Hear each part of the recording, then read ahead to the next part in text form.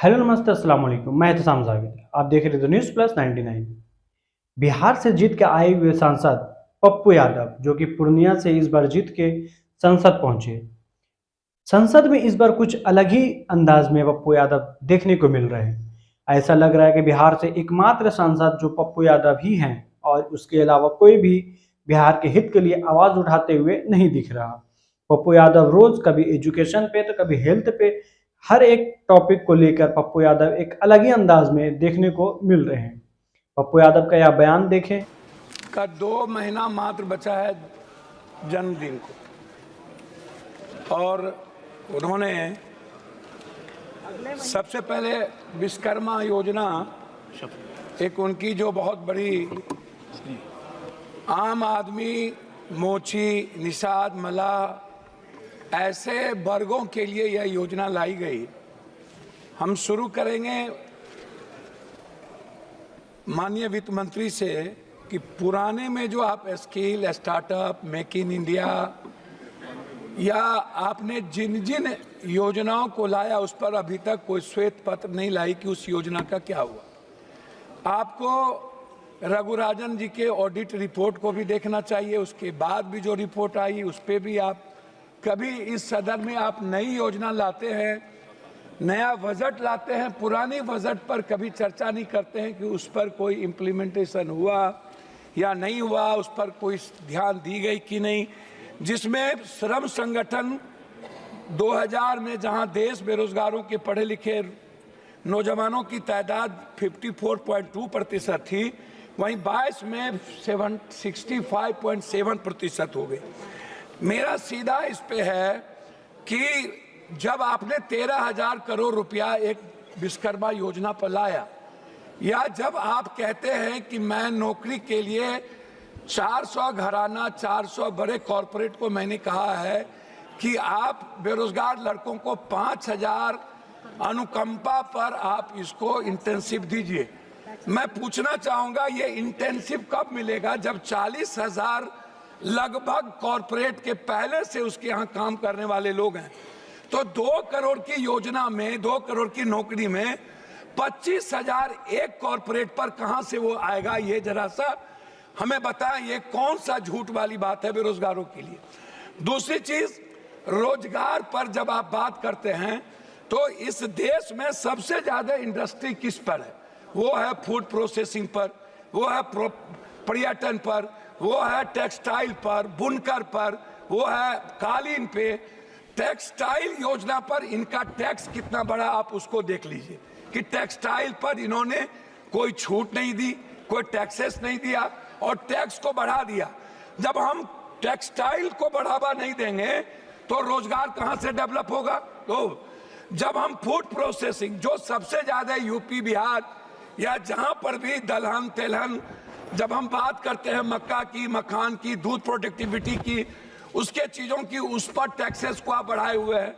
आप जो सबसे ज्यादा काम करने वाली 70-80% महिलाएं हैं, हमारी बेटियां हैं, उस पर आपके लिए कोई नई योजना नहीं है।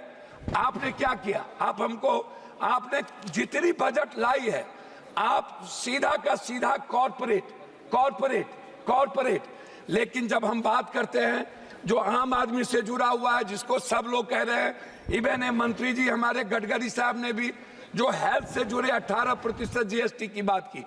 हम अस्पताल को फ्रीडम दे रहे हैं, लेकिन जो आम आदमी की दवाई है, उसका जो इक्विपमेंट है, अल्ट्रासाउंड है, सीटी स्कैन है, एमआरआई है या जांच का विषय है, उस पर हम बोझ डाल रहे हैं। तो आम आदमी को कहां से बेनिफिट मिलेगा? अभी सबसे बड़ी बात क्या है, बैंक की जब बात आती है अध्यक्ष सभापति महोदया, तो बैंक क्या करती है? हमारे यहाँ बिहार में 100-200 रुपया वाला गरीब लोग बाहर में काम करते हैं, वो बैंक को 100-200 रुपया, 1000 रुपया भेजता है। बैंक मिनिमम बैलेंस के लिए 1000, 5000, 7000 रुपया काट लेता है। अब आप बताइए, क्या आपने इसको रोकने का कोई प्रयास किया कि बैंक उस पैसे के, जो मिडिल क्लास और गरीब का पैसा है, जो बाहर से अपने माँ बाप को भेजता है, वो पैसा ना काटे? ये इस पर आपने कभी चर्चा की कि बैंक जिस तरीके से आज बैंक आपका बैंक आपको कितना पर लोन देता है? आपने बैंक को क्या बेनिफिट दी, या बैंक को आपने क्या कहा? जो बांग्लादेश में आज जो मोहम्मद यूनुस को वहां बनाने की मांग उठी, क्यों उठा? उसका कारण क्या था? उसके सबसे बड़े कारण थे कि उन्होंने बैंकिंग सेक्टर को आम लोगों के लिए उसके लिवलाइज, उसको लोन का, उसके ब्याज और उसकी सूद को कम किया। लेकिन क्या मिडिल क्लास कोई गरीब आदमी कर सकता है? हम आते हैं किसान पर, आपने किसान पर टैक्स नहीं बढ़ाया, लेकिन आपने क्या किया? 50 किलो खाद को आपने 45 किलो कर दिया, आपने 40 किलो कर दिया। मैं जानना चाहता हूं कि 45 किलो को 50 किलो को क्यों कम कर दिया? दूसरी चीज जो सबसे बड़ी बात है उसको मैं आपसे कहना चाहूंगा कि मैडम, बार बार रोजगार की बात होती है, बार बार यूथ की बात होती है, एजुकेशन की बात होती है। हमें आप मैडम बताइए, दलितों को स्कॉलरशिप मिलता था, स्कॉलरशिप में अब क्या किया गया? उस दलित के स्कॉलरशिप को रोक दिया गया। कहा गया पहले तुम एडमिशन लो, 60% जब तुम्हारा, मैडम मैं आ रहा हूं, 60% जब तुम्हारा होगा अटेंडेंस तब हम तुमको स्कॉलर देंगे। इस तरह मिनिमम मदरसे की आप चीजों को 2 करोड़ कर दिए। आप अल्पसंख्यक जैसे मौलाना आजाद जो फेलोशिप था उसको आपने बंद कर दिया। आपने बजट को आपने सीधा 117 करोड़ पर ले आए अल्पसंख्यक के लिए। तो जो आप सबका विकास, सबकी बात करते हैं नरेंद्र मोदी जी की सरकार। मेरा मैडम लास्ट है बिहार से।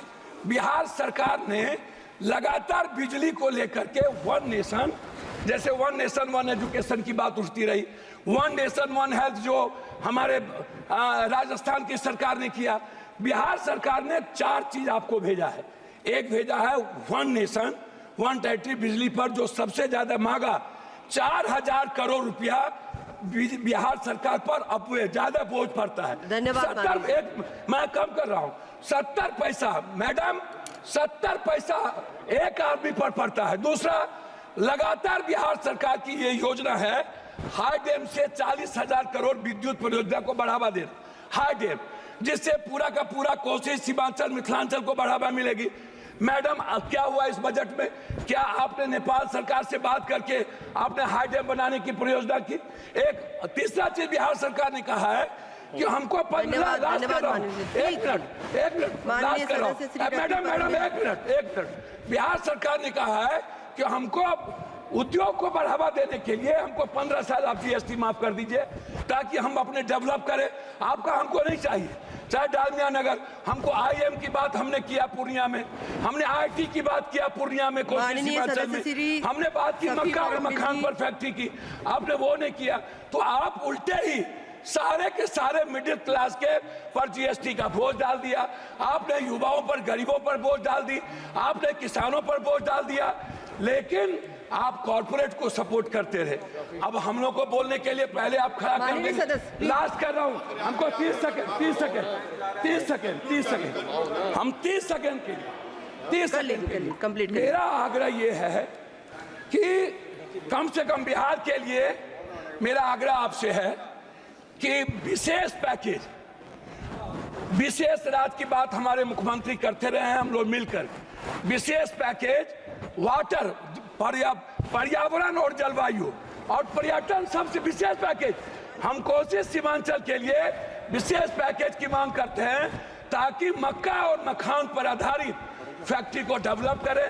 हम अधिक से अधिक बिहार में हम एयरपोर्ट को डेवलप करें, इसके लिए आपकी कोई योजना नहीं है। बहुत बहुत धन्यवाद मैडम। वीडियो आपको कैसा लगा हमें कमेंट करके जरूर बताएं। वीडियो को ज्यादा से ज्यादा शेयर करें और सब्सक्राइब करें।